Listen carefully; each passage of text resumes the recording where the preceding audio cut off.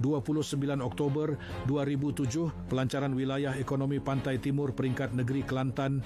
Pada hari ini dalam tahun 2007, Majlis Pelancaran Wilayah Ekonomi Pantai Timur ECER Peringkat Negeri Kelantan disempurnakan oleh Yang Amat Berhormat Datuk Seri Abdullah bin Haji Ahmad Badawi, Perdana Menteri di Wakaf Mek Zainab, Kota Bharu, Kelantan.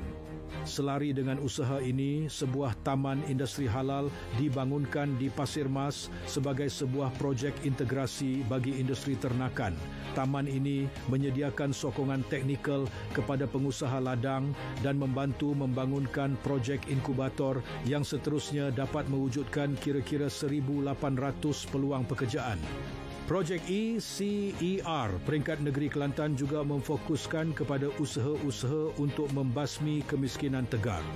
Ia dilaksanakan melalui pembangunan projek agropolitan perintis yang membabitkan 5,200 keluarga miskin dalam kawasan Lembaga Kemajuan Kelantan Selatan, Kesedar, dan 4,250 keluarga dalam kawasan Lembaga Kemajuan Pertanian Kemubu, KADA.